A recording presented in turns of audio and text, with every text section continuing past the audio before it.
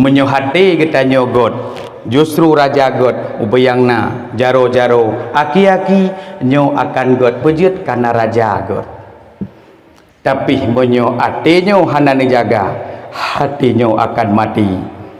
Dan tatkala hatinya akan mati, hatinya jid ke remah syaitan. Tatkala hati kaji ke remah syaitan, jih yang mat kendali. Nyan sembahyang icang, mesedekah icang, beut icang, untuk megot-got sabi tetangga icang, but sau but jih. Dah jih hati menyo hati ka mati, hati adalah jid ke remah syaitan.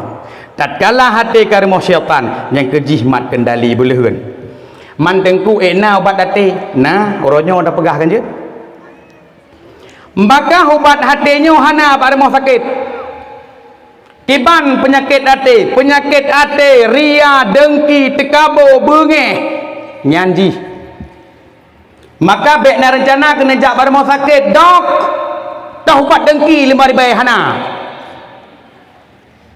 doktor na ubat bengeh 12,000 hana dok nabi ubat tekabu le mesti 10,000 na bungku hana ubat nyan mandum ubat dengki ria tekabu iri bengeh hanya na dalam Al-Quran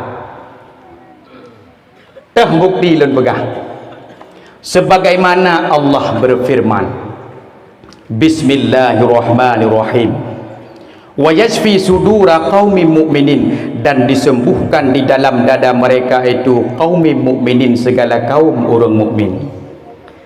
Rupanya orang-orang yang baca Al-Quran akan kepegadah penyakit yang na dalam dada.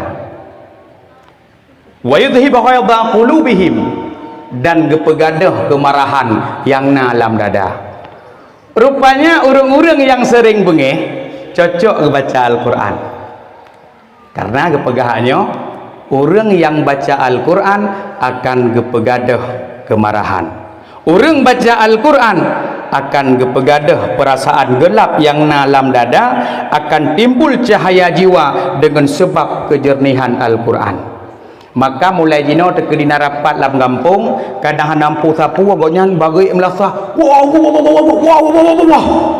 bengeh-bengeh ke tunjuk rame-rame sang jarang baca Quran tunjuk yang bertih payah keterlaung menancit kadang lako ketanya sering bengeh-bengeh na cuke Allah herona maihud jarung tat penong Al-Quran nekun malai ke tengah gedut rawan sebab perkara uronyo yang le terjadi pemisah adalah gara-gara bengehnya kon maka perle pubat bengehnya neu gara-gara bengeh uronyo le terjadi penceraian kenya nya kon pejut uronyo urinang ate bengeh nguragam nyan bek gedang sapat karena ate ka bengeh katro iblis maka urung-urung yang bengeh-bengeh tengah dawa nya langsung ceri karena hai kontrol emosional pejut ibisikan le iblis mantengku peje behotan pegah rona ke iblis hai nabi pegah innal ghadaba minasyaitan sesungguhnya marah itu datang daripada syaitan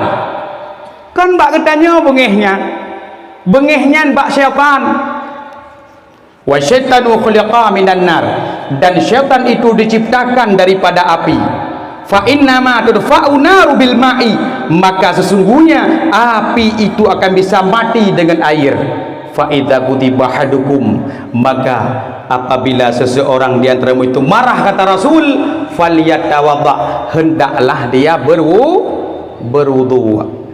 Rupanya ateka bengehnya ingat bahwa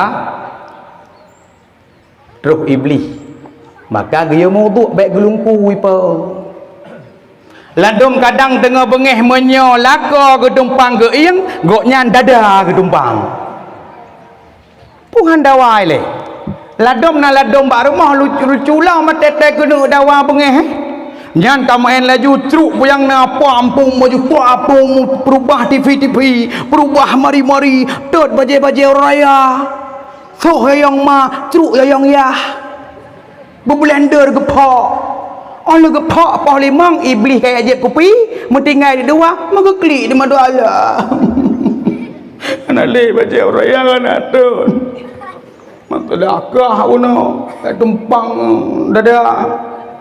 Biasa baru menyesal leh minah iblisnya boleh hun. Perlu ada pegah tanya. Ladang kena manusia ni teka bengeh la rumah pampung ceruk yang naganya mak. Biasa